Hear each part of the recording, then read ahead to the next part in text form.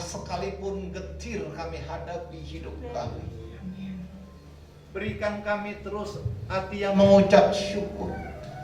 Sekalipun keadaan yang kami hadapi terjadi seperti yang tidak kami harapkan, ajar kami terus untuk mendeklarasikan Engkau baik, Engkau hebat, Engkau luar biasa. Sekalipun kami belum menemukan jawaban yang kami rindukan, Allah yang kami sembah tidak pernah membiarkan kami yatim piatu. Allah yang kami sembah tidak pernah membiarkan kami berjalan di padang gurun sendirian. Tetapi Allah yang kami sembah adalah Allah yang Immanuel, Allah yang Yehova Shalom. Itu turun atas kami. Kami percaya pagi ini bukan pagi biasa, tapi pagi jawaban. Pagi di mana kami mengalami perjumpaan dengan Engkau. Pagi ini kami buka hati kami seluas-luasnya untuk Allah melawat kami, untuk Allah menjamah kami, untuk Allah memulihkan kami, dan Allah memberikan kekuatan atas kami. Oleh sebab itu berbicara atas kami Tuhan.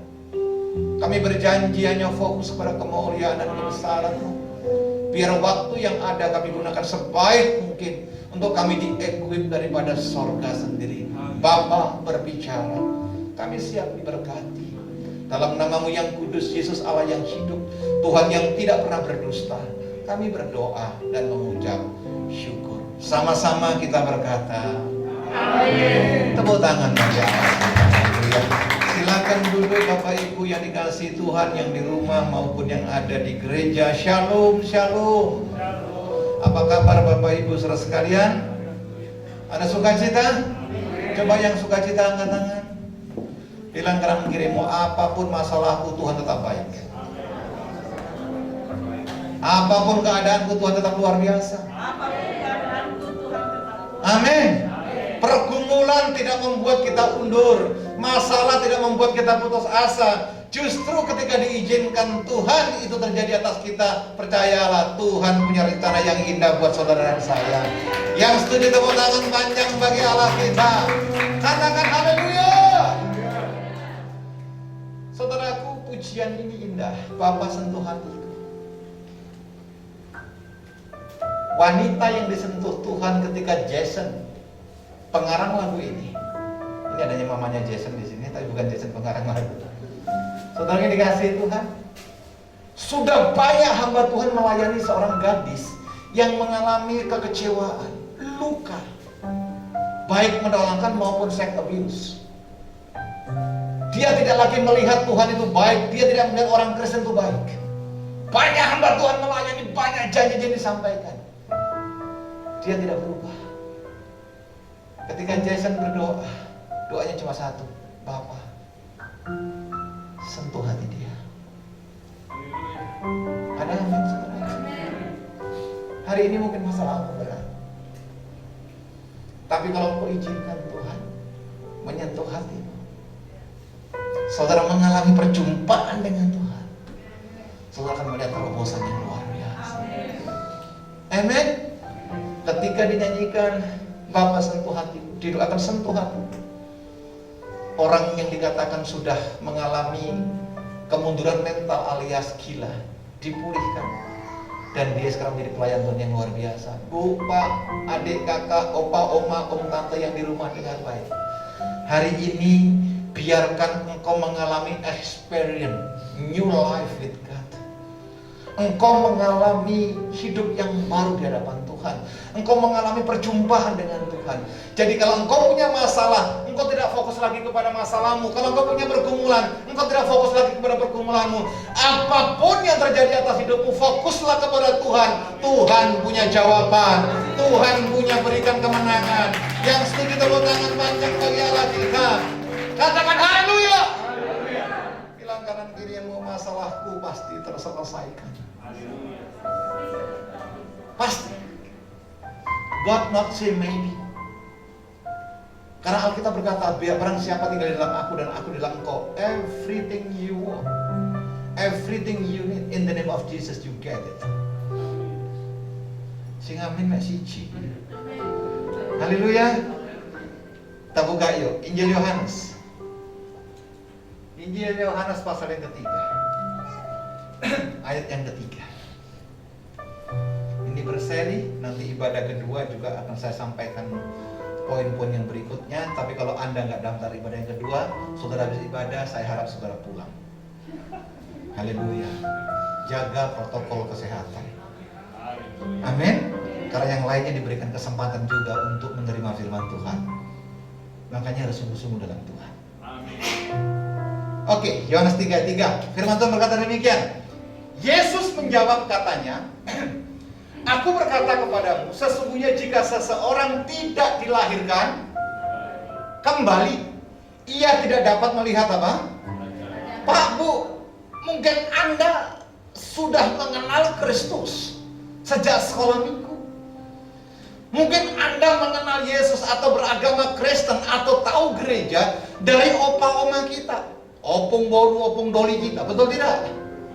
Kita sudah tahu dari nenek moyang kita, mungkin orang tua kita menjadi seorang hamba Tuhan. Dengar baik, kalau kekristenanmu hanya kebiasaan, kekristenanmu hanya tradisi, hanya datang ke gereja, pulang, kasih persembahan, pulang, saudara tidak akan pernah mengalami kelahiran baru. Karena kelahiran baru itu dimulai dari perjumpaan dengan Tuhan. Ayo dong yang semangat atau teriak-teriak. Amin.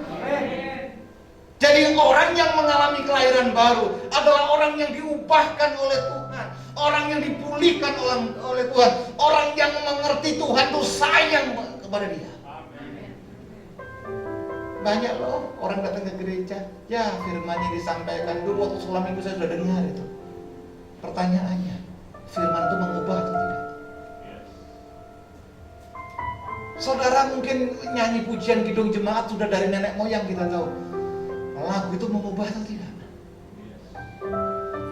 Betul tidak? Loh, kita mengenal Tuhan, kita berjumpa dengan Tuhan, ujungnya adalah perubahan. Ujungnya adalah dilahirkan kembali supaya apa? Perkenanan Tuhan turun atas kita. Bu, Pak, adik-adik yang dikasihi Tuhan, dengar baik. Kalau engkau ibadah, engkau bangun mesbah, engkau memberi banyak-banyak, tapi hatimu masih luka, kecewa, semua kekristenanmu batal. Gagal maksud saya. Betul. Saya sering bilang di mimbar ini, tidak mengampuni itu dosa besar. Tidak memberikan pengampunan itu dosa yang sangat besar. Saudara kira jangan anggap sepele. Nanti nunggu Pak Natal ntar lagi kasih pengampunan buat orang yang menyakiti hati kita. Kalau kita nyampe Natal, ayo dong jangan pura-pura nggak dengar. Bilang kanan kirimu, jangan pura-pura nggak dengar. Haleluya. Kalau kita nyampe Natal, kalau 2 hari sebelum Natal kita sudah diangkat ke surga, kalau masuk surga, nggak enak nih. Minggu pertama. Oke. Baik. Sekarang bagaimana caranya supaya kita mengalami experience new life? Bagaimana kita mengalami hidup baru? Apakah kita harus masuk ke rahim ibu kita? Ya enggak lah. Kita belajar yuk. Kita buka Alkitab kita. 2 Korintus pasal yang kelima ayat yang ke-17. 2 Korintus pasal yang kelima ayat yang ke-17. Saudara boleh capture ayat ini, boleh difoto, boleh disimpan, pakai update di Instagram saudara, Facebook dan Twitter, supaya relasimu semua bertobat. Haleluya. Yang diupdate jangan Vanessa Angel aja terus. Betul? Kalau hari Minggu firman Tuhan. Haleluya. Oke, saya bacakan. Jadi siapa yang ada di dalam? Nah, saya tanya, siapa yang dalam Kristus? Semua ya? Alkitab berkata apa? Ia adalah ciptaan baru. Yang lama sudah terus. Kalau Anda dulu sukanya marah-marah, ketika Anda mengenal Tuhan, harusnya amarah diganti dengan ucapan syukur. Amin. Kalau dulu sukanya sungut-sungut, harusnya setelah mengalami perjumpaan dengan Tuhan, kita apa? Ada ucapan syukur dalam segala hal. Kalau dulu gagal dan gagal lagi, Harusnya ketika mengalami perjumpaan dengan Tuhan, hidup kita diubahkan. Makanya berulang kali saya sampaikan, Anda tinggalkan rumah menuju gereja karena Anda bukan kepingin ketemu sama Abraham Sugio. Iya Pak ya. Meskipun kadang-kadang wajah saya ini ngangenin. Iya toh? Ya, saudaraku, Anda dari rumah menuju gereja bukan kepingin ketemu Abraham Sugio. Pak, saya mau ibadah jam 10. Kenapa? Setelah jam 10 karena Super Indo buka. Pak, saya senang sekali Super Indo bertobat. Betul, apalagi Ice Hardware, Pak, di sana ada kursi goyang sendiri. Sudah di gereja saja. Anda datang dari rumah menuju gereja, tujuannya cuma satu, kita bertemu dengan Tuhan. Kita diubahkan Tuhan, dan kita dipilihkan oleh Tuhan. Yang setuju tepuk tangan panjang bagi Allah kita. Katakan haleluya. Kalau firmannya dari 2000 tahun yang lalu sama. Tapi sentuhan yang membuat kita lahir baru itu berbeda. Saya berjumpa dengan seseorang, saudaraku. Orang ini sudah umurnya cukup 40 sekian. Berjumpa dan dia bilang begini, Pak Abraham, saya sejak kecil rajin ke gereja. Dan saya rajin juga memberikan persembahan. Saya baru ngerti ketika melakukan kehendaknya, ketika saya mengambil bagian yang memang seharusnya saya lakukan. Pak, saya cuma bersaksi Pak, pandemi ini sulit Pak, semua sulit. Tapi yang luar biasa, pemeliharaan Tuhan sempurna. Kenapa? Mengalami Tuhan. Kenapa? Dilahirkan kembali dengan pengertian baru. Betul? Amin. Roma bilang begini, segala sesuatu dari Dia, untuk Dia, dan semuanya untuk hormat dan kemuliaan Tuhan. Yang paham boleh katakan amin. Haleluya. Jadi nggak boleh di mimbar petentang-petenteng tepuk dada. Saya banyak penggemarnya, nggak ada gunanya. Saya banyak, nggak ada gunanya. Yang kita cari hanya satu, kita berkenan di hadapan Tuhan. Jadi bagaimana Pak kuncinya supaya kita mengalami hidup yang baru? Yang pertama ini, jadi siapa yang ada di dalam Kristus ialah ciptaan baru. Artinya Kristus hidup atas hidup kita, dan kita hidup di dalam Kristus. Tutur kata kita, perbuatan kita, tingkah laku kita, attitude kita menunjukkan Kristus yang hidup atas hidup kita. Amin. Tolong ini Yohanes 15 ayat yang ke-7. Yohanes 15 ayat ke-7. Sebenarnya tidak ada di PowerPoint ini, tapi izinkan saya buka ayat ini. Saya buktikan bahwa Tuhan itu luar biasa atas kita. Kalau saudara kipas-kipas saya tidak kaget, memang AC-nya dikurangi. Haleluya. Betul, karena kalau musim Covid tidak boleh dingin-dingin. Dan biasanya kalau kepanasan itu tidak ada yang ngantuk. Iya, ini sudah apa namanya? Sudah menurut survei begitu. Jadi kalau dingin biasanya tidur. Kalau ditegur marah. Pak pendeta, ini tidakkah bisa saya tidur 1 jam saja di rumah Tuhan? Oh tunggu, nanti tidur selamanya. Haleluya. Tetap sukacita. Coba ayo baca kita bersama-sama. 3, 2 ya. Terus. Ya, mintalah. Pak, Bu, emas, perak, berlian, permata, bahkan pecahan kaca itu kecil. Karena Tuhan bilang apa?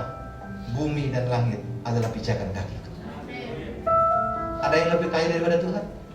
Kalau saudara dikasih 1 bintang saja, di mana mau simpan? Betul? Mintalah apa saja. Pertanyaannya adalah, banyak orang hanya meminta apa? Kekayaan. Banyak orang minta kesembuhan semata. Harusnya yang diminta pertama adalah, Tuhan, tetaplah Engkau tinggal dalam hidupku. Amin. Tetaplah Engkau ada dalam hidupku, sebab Engkau yang menuntun aku. Di luar Tuhan kita nggak bisa berbuat apa-apa. Dan Alkitab jelas mengingatkan kok, mintalah apa saja yang kamu kehendaki, dan kamu akan apa? Hanya orang yang lahir baru yang bisa berkata demikian. Kenapa? Yesus tinggal dalam hidup kita dan firman-Nya menguasai hidup kita. Paham sampai di sini? Haleluya. Pak, yang penting kan holy ketika hari Minggu. Senin sampai Sabtu kan kami berkumpul dengan sekuler. Tentu dimanapun ada ditempatkan, Anda adalah suratan yang terbuka. Amin. Puji Tuhan, perjamuan kita ini bukan anggur yang memabukkan ya Pak. Karena ada orang yang perjamuan, Pak kenapa cuma sedikit? Bisa nggak 1 botol? Waduh, bahaya itu. Nanti kayak murid-murid Tuhan Yesus ketika ada di Getsemani. Tidak bisa kau berjaga-jaga 1 jam saja. Betul? Ada Petrus, ada Yakobus, ada Domingus. Salah. Ada Yakobus, ada Yohanes, ada Petrus. Betul? Mereka disuruh berjaga-jaga 1 jam. Banyak orang bilang begini, oh mereka lelah Pak. Ini kelemahan Alkitab kita. Terjemahan sesungguhnya Petrus, Yakobus, dan Yohanes tertidur ketika berjaga-jaga 1 jam bukan karena habis skamlit, bukan karena capek, tetapi 1 hari sebelumnya dia minum anggur kebanyakan. Oh iya, karena itu last upper room, ruang perjamuan terakhir. Porsinya 1 sloki tapi dia minum 1 ember. Makanya puji Tuhan sekarang anggur itu dibatasi sedikit Pak. Bayangin kalau 1 orang dapat 60 ml segelas aqua, pulang itu bisa oleng. Nggak jadi naik lift, langsung masuk ke kamar mandi nanti. Saudaraku, kalau Anda lahir baru, tinggal dalam Tuhan, dan Tuhan dalam saudara, apa yang saudara kehendaki, Tuhan pasti berikan. Siapa yang rindu doa-doanya dijawab? Angkat tinggi-tinggi, bilang kanan kirimu, bagi Tuhan tidak ada yang mustahil. Bilang kanan kirimu, Tuhan masih punya jawaban yang terbaik bagi kamu. Haleluya. Yang setuju tepuk tangan bagi Allah. Roma pasal 10 ayat 9 sampai dengan ayat yang ke-10.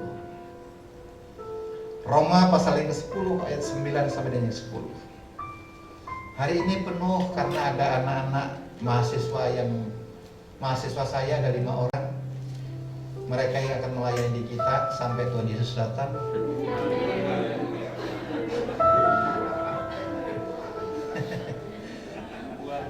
Ini buatan ini ya. Kalian jangan jadi hamba uang, jadi hamba Tuhan aja ya. Kalau jadi hamba Tuhan di sini tempatnya. Kalau jadi cari uang, ya bukan di sini tempatnya. Ada Ibu Vita dan ada Ronald juga yang stok lama tapi baru datang. Dan nanti siang juga ada jiwa-jiwa baru yang datang. Pokoknya minggu pertama semua saya undang. Kita akan masuk perjamuan kudus. Pulang saudara kudus dan dipulihkan Tuhan. Amin. Roma. Sebab jika kamu mengaku dengan apa? Mulutmu, bahwa Yesus adalah Tuhan dan percaya dalam hatimu bahwa Allah telah membangkitkan dia di antara orang mati, maka kamu akan diselamatkan. Ayat yang ke-10 kalau membaca bersama-sama. 3, 2, ya.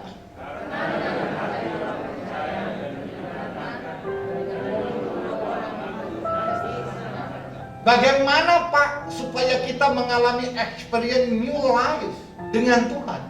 Yang kita perlu lakukan, mendeklar dan memproklamirkan bahwa kita mengaku percaya dalam mulut dan perbuatan kita, Yesus ada, Yesus Tuhan atas hidup dan pekerjaan kita. Sing amin, ini bergumul ini. Amin. Jadi kalau saudara ketemu sama orang lain, saudara nggak usah bilang Lukas bilang begini, Markus bilang begini, Yudas bilang begini. Begitu Yudas mereka lari. Saudara nggak usah mengatakan itu, tapi hidupmu mencerminkan firman saja, Anda akan dilihat dalam hidup Anda ada Yesus yang hidup. Amin. Tapi kalau isinya hanya kebencian, isinya amarah, orang bilang begini, lu Kristen kok begini? Betul? Lu Kristen kok kerjanya ngomongin orang? Alkitab nggak ada bilang begitu kok. Omonginlah orang lain berkat melimpah. Enggak. Semakin sering kita ngomongin orang, semakin serat rezekimu. Dengar itu. bukan dengar lagi, dengar itu. Haleluya. Omongin deh keburukan orang lain, berkatmu diambil orang. Haleluya. Tapi kalau engkau mengucap syukur, mengatakan Tuhan itu baik, menjaga telingamu dari kekudusan, menjaga ucapanmu dari perkataan yang sia-sia, maka hidup baru turun atas hidupmu. Kehendak Tuhan sempurna atas kita. Tepuk tangan bagi Allah kita hari ini. Saudaraku, suatu ketika saya bertemu dengan seorang pemain musik. Waktu itu diizinkan Tuhan, lama ini kejadiannya, saya diizinkan khotbah di Grand Orchard di Singapura. Sekarang Singapura merah, jangan ke sana, ketularan nanti. Saya pergi ke sana, saudaraku, ada pemain gitar, nyanyinya bagus, pemainnya bagus segala macam, tapi wajahnya tidak ada kemuliaan Tuhan. Kayak cempedak yang sudah tua, terus berduduk begini. Saya merasa terganggu, saya colek dia. Apa yang menyebabkan kamu tidak suka cita? Dia bilang, saya sudah menikah hampir 7 tahun, tapi tidak punya anak. Terus, jadi bagaimana saya melayani? Saya cuma bilang, ini rumah Tuhan. Ini tempat engkau berjumpa dengan Tuhan. Senangkan Tuhan dan alami Tuhan. Tuhan akan jawab pergumulan. Gampang lo ngomong, tapi tidak gampang lo dilakukan. Betul tidak? Bu, lihat saya, Bu. Ngampuni itu gampang, Bu. Kalau yang diampuni bertobat. Betul tidak? Ngampuni jadi sulit. Kalau yang diampuni makin jengkelin. Betul tidak? Memberi itu gampang ketika duit kita lancar. Memberi itu gampang ketika rezeki Anda lancar. Memberi itu gampang kalau keuanganmu ada. Tapi tetap memberi ketika kita kekurangan itu udah gampang. Ingat janda Sarfat, memberi dari kekurangannya, dan Tuhan limpahkan sampai buli-buli yang ada, tempat yang ada dipenuhkan secara luar biasa. Lagu yang terakhir dinyanyikan dengan pemain musik ini, dengan sukacita dia menyanyikan. Saudaraku, 2 tahun berikutnya saya diizinkan pelayanan ke Batam. Saya berjumpa dengan pemain musik itu. Saya berjumpa dengan pemain musik itu. Dulu di Singapura, di Batam, tapi wajahnya beda, penuh dengan urapan. Begitu saya tanya, saya tidak sebutin namanya, saudara nanti cari di Facebook, lagi repot tadi. Kenapa kamu sukacita? Jawabannya cuma satu, saya mengalami Tuhan. Wow. Saya mengalami Tuhan. Ketika Tuhan saya senangkan, saya diberikan anak. Mana tepuk tangannya? Pak, Bu, saya tahu ini banyak wajah-wajah yang bergumul ini. Ini saya lihat ini banyak wajah-wajah yang bermasalah. Saya nggak tahu Anda bermasalah atau pembuat masalah, saya nggak tahu. Pokoknya kelihatan bermasalah ini. Ini kan mimbarnya menangnya gini Pak Banbe, jadi negor aman. Dengar baik. Senangkan Tuhan. Alami perjumpaan dengan Tuhan. Aminkan yang namanya kelahiran baru dengan mulutmu, engkau percaya. Engkau mengaku Yesus Tuhan dan percaya setiap langkah. Tuhan akan berperkara luar biasa atas hidup saudara. Seberat apa sih masalahmu? Dia mengerti. Dia peduli. Kekuatanmu tidak seberapa. Amin. Alami Tuhan dengan sukacita. Sebab Dia ada buat saudara dan saya. Yang setuju katakan amin. Yang setuju katakan tepuk tangan. Tepuk tangan bagi Allah kita. Haleluya. Amin. Ayo bangkit berdiri. Khotbah udah selesai. 2,5 jam. Haleluya. Kau Tuhan, aku berharga.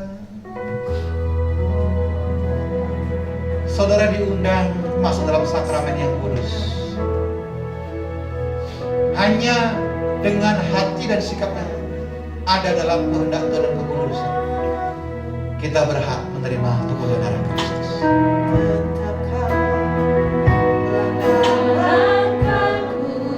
Hidup ini adalah milikmu. Katakan ku tahu segala jalanku, semuanya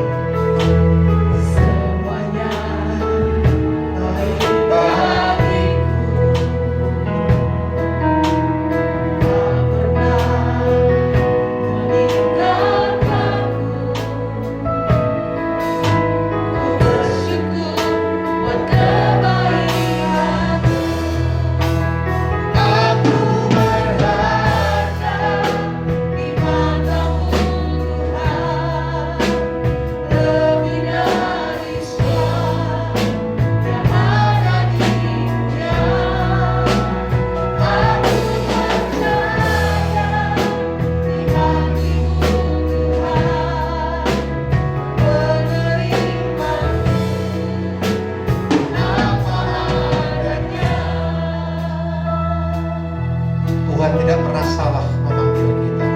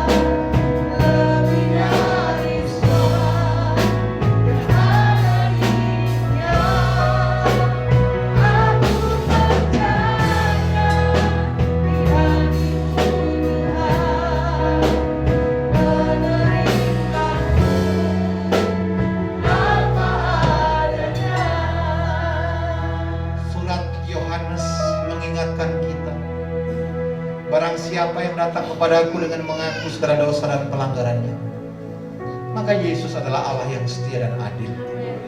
Oleh darahnya kita dikuduskan, oleh darahnya kita disucikan, oleh darahnya kita dilayakkan duduk seperjamuan dengan anak domba Allah.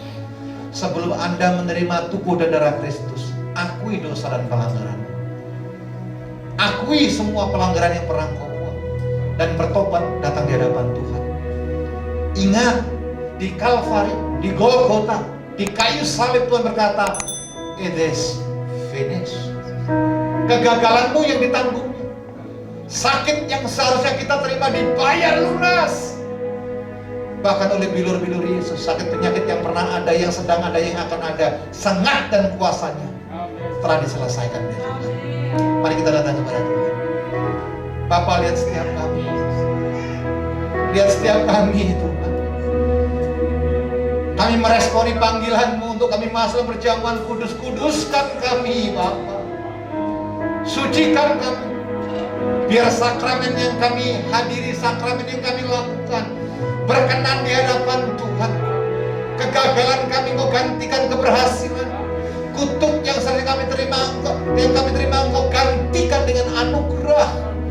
Bahkan sakit yang harus kami pikul Engkau gantikan dengan kesembuhan. Kuduskan kami, perkataan kami, perbuatan kami, sehingga kami layak di hadapan. Kuduskan semua jemaat, baik yang di rumah maupun yang ada di gereja. Kuduskan semua pelayan-pelayan, dan kuduskan hamba yang akan memimpin perjamuan ini. Hamba mengangkat tangan memberkati roti dan anggur. Jadilah roti dan anggur sebagai sarana untuk kami boleh menerima tubuh dan darah Kristus. Nama Tuhan dipermuliakan. Kami siap menerima bagian yang terbaik dalam sakramen perjamuan kudus, hanya di dalam nama Yesus kami berdoa. Amin. Silakan duduk.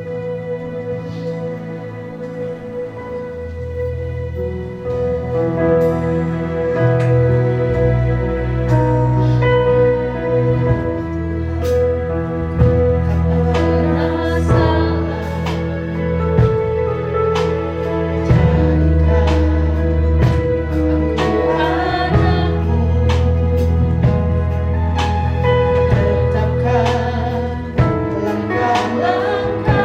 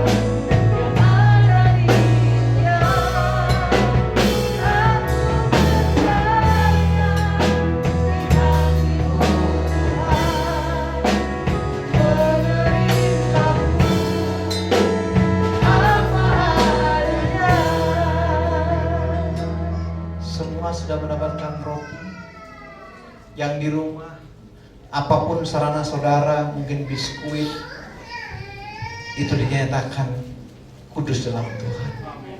Mari angkat rotimu tinggi-tinggi. Ini bagian yang terbaik yang diberikan Tuhan atas saudara dan saya. Dia serahkan nyawanya buat kita. Pengorbanannya, bahkan kegagalan yang harusnya kita terima, dia selesaikan. Angkat rotimu tinggi-tinggi di atas kepalamu. Demikian firman Tuhan. Sebab apa yang aku telah terima daripada Allah Bapa, aku teruskan kepadamu, kata Tuhan Yesus Kristus. Yaitu pada malam waktu sebelum ia diserahkan, Yesus mengambil roti, mengucap syukur atasnya, kemudian ia bersabda, inilah tubuhku yang terpecah bagi kamu. Dan perbuatlah ini setiap kali kamu memakannya, menjadi peringatan akan aku. Bapak, Ibu, saudaraku dikasihi Tuhan Yesus Kristus, bukankah roti yang kita angkat tinggi di hadapan Tuhan ini merupakan persekutuan dengan tubuh Kristus? Makan dengan iman dalam nama Tuhan Yesus Kristus.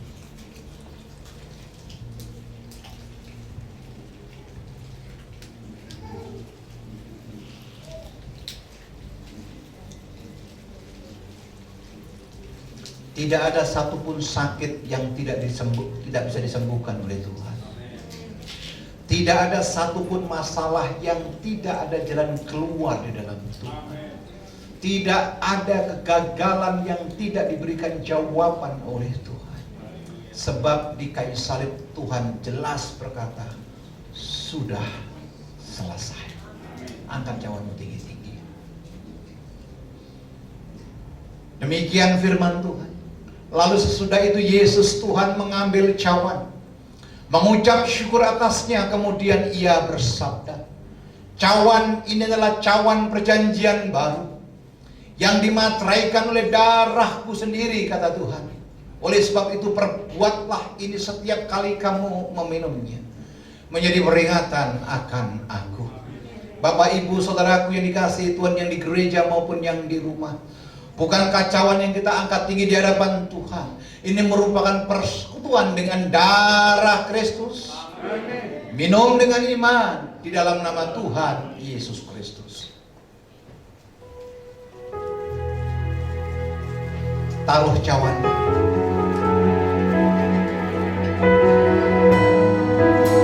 Tidak ada yang diam, tidak ada yang diam. Semuanya mengucap syukur. Mengucap syukur.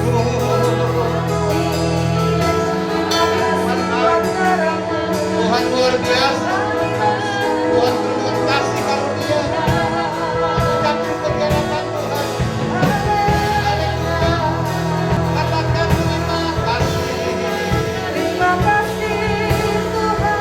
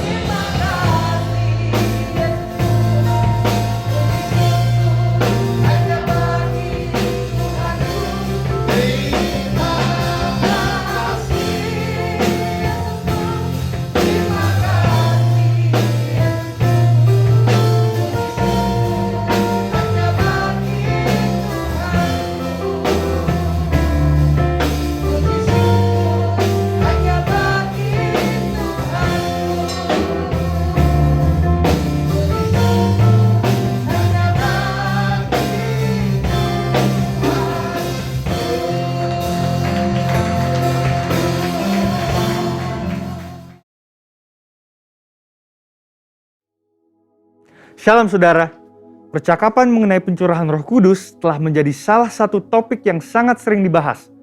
Berhubungan dengan ini, salah satu pokok diskusi yang sering kali muncul adalah mengapa ada istilah Pentakosta ketiga. Bukankah peristiwa Pentakosta merupakan sebuah peristiwa final, unik, dan spesifik yang tidak mungkin terulang kembali? Mari kita telusuri apa yang Alkitab katakan mengenai hal tersebut. Insan Pentakosta memahami bahwa pencurahan Roh Kudus bukanlah sebuah peristiwa yang final dan yang tidak mungkin terulang lagi, melainkan sebagai penggenapan awal dari janji Bapa, yakni pencurahan Roh Kudus sebagaimana juga telah dinubuatkan dan Perjanjian Lama, yaitu yang masih dan akan terus berlangsung sampai kedatangan Tuhan Yesus yang kedua kalinya. Alkitab pun menunjukkan, meskipun tidak semua, tetapi ada nubuatan tertentu di mana penggenapan dari nubuatan tersebut terjadi berulang kali. Ini berarti bahwa ketika nubuatan tersebut terjadi dalam suatu kurun waktu, bukan berarti nubuatan tersebut sudah tidak ada pengenapannya lagi. Justru pengenapan awal dari sebuah nubuat berperan sebagai model atau contoh yang menunjukkan betapa luar biasanya potensi dari pengenapan itu nantinya. Inilah yang kita kenal dengan multiple fulfillment of prophecy. Contohnya peristiwa pencurahan Roh Kudus secara luar biasa yang terjadi di kamar loteng atas di Yerusalem. Pada waktu itu, kejadian ini sangat dramatis sehingga menarik perhatian banyak orang yang saat itu sedang berziarah ke Yerusalem untuk merayakan Hari Raya Yahudi. Namun, apakah ini merupakan penggenapan akhir dari nubuatan Yoel? Mengingat bahwa masih ada beberapa aspek yang belum terpenuhi dalam nubuatan Yoel dalam peristiwa Pentakosta, yang diantara lainnya adalah pertama, bahwa Roh Kudus belum dicurahkan atas semua manusia, melainkan hanya dalam kelompok yang terbatas dan dalam cakupan area yang terbatas. Yang kedua adalah tanda-tanda heran di langit dan di bumi yang tidak nampak dalam peristiwa Pentakosta. Dan yang ketiga adalah bahwa hari Tuhan belum datang, yaitu hari di mana Tuhan Yesus akan datang dan duduk di tahtanya sebagai hakim yang adil. Pasca pencurahan Roh Kudus di kamar loteng atas, Petrus dalam khotbahnya di Kisah Para Rasul 2 ayat 38-39 berkata, "Maka kamu akan menerima karunia Roh Kudus, sebab bagi kamulah janji itu dan bagi anak-anakmu dan bagi orang yang masih jauh, yaitu sebanyak yang akan dipanggil oleh Tuhan Allah kita."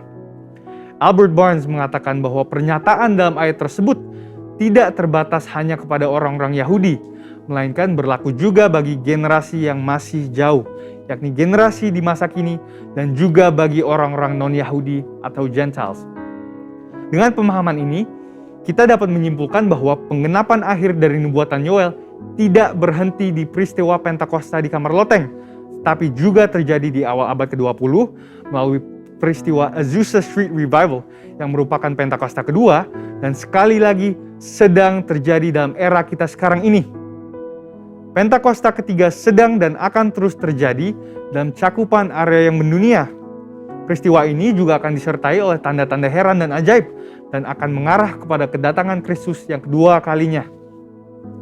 Tentunya istilah Pentakosta ketiga bukanlah istilah yang dibuat-buat oleh Bapak Pendeta Dr. Insinyur Niko Nyotraharjo sebagai hamba Tuhan yang menerima tuntunan dan visi ini, melainkan berdasarkan preseden penggunaan terminologi Pentakosta kedua yang sudah dikenal sejak awal abad ke-20. Beberapa catatan dokumentasi penting yang mencatat hal ini adalah Australasian Record, volume 39, nomor 19, yang menuliskan sebuah artikel berjudul "The Second Pentecost Will Be Even Greater Than the First". Wesley Mylan juga menyebutkan peristiwa Pentakosta kedua dalam bukunya The Latter Rain Covenant. Frank Bartleman dalam bukunya How Pentecost Came to Los Angeles juga menggambarkan dahsyatnya pencurahan Roh Kudus yang terjadi di Azusa Street sebagai Pentakosta kedua. Dan buku Passover, Pentecost, and Parousia, di mana yang menjadi editor adalah para profesor aliran Pentakosta dari Pentecostal Theological Seminary, juga menyebutkan Azusa Street sebagai Pentakosta kedua. Jadi, dengan adanya presiden terminologi Pentakosta kedua ini, maka jika seseorang menolak Pentakosta ketiga atas dasar bahwa Pentakosta tidak berulang, itu artinya dia juga menolak Pentakosta kedua, yang sama dengan menolak gerakan Pentakosta secara keseluruhan. Tentunya, untuk sebuah kegerakan bisa disebut sebagai peristiwa Pentakosta, ada 3 kriteria yang harus dipenuhi. Yang pertama adalah peristiwa Pentakosta bersifat masif, ekspansif, dan multi-etnis. Yang kedua adalah penekanan terhadap bahasa roh dan manifestasi kuasa Roh Kudus. Dan yang ketiga adalah bahwa peristiwa Pentakosta harus memiliki korelasi langsung dengan penuntasan amanat agung. Dengan itu, kita percaya bahwa pencurahan Roh Kudus yang terjadi di Yerusalem pada awal abad pertama dan Azusa Street pada awal abad ke-20 sedang dan akan terus terjadi dalam skala yang jauh lebih besar dan dahsyat pada zaman ini. Sampai amanat agung diselesaikan dan Tuhan Yesus datang kembali. Amin. Saudara, untuk penjelasan lebih lengkapnya dari tim teologi kami, silahkan buka link yang ada di atas atau scan QR Code yang tersedia. Salam integritas dan Tuhan Yesus memberkati. Firman-Mu telah diperdengarkan. Cara hidup yang baru juga Engkau telah paparkan. Kami telah beribadah sungguh-sungguh di hadapan Tuhan. Kami rindu pulang dengan kekuatan baru. Kami rindu pulang dengan pengalaman yang baru bersama dengan Tuhan. Dan tubuh dan darah-Mu telah kami terima. Kami mau diubahkan dalam sisa hidup kami berkenan di hadapan Tuhan. Terima kasih Bapak untuk kesempurnaan ibadah. Biarlah kami pulang membawa berkat, kami pulang membawa sukacita, kami pulang membawa kemenangan. Mari buka kedua tanganmu di hadapan Tuhan. Buka hatimu di hadapan Tuhan. Pandang sorga. Sorga terbuka bagi kita semuanya. Tuhan memberkati engkau dan Tuhan melindungi engkau. Tuhan mengarahkan wajahnya kepadamu dan diberikannya engkau shalom, damai sejahtera. Tuhan tahu pergumulanmu, Tuhan tahu masalahmu, Tuhan tahu apa yang sedang kau doakan. Tetapi Dia akan memberikan kasih karunia yang datang daripada Allah Bapa, cinta kasih dan mukjizat daripada Kristus Yesus Tuhan, pertolongan daripada Roh Kudus sempurna atas kita dari hari ini sampai Maranatha, bahkan sampai selama-lamanya. Bapa, terima kasih.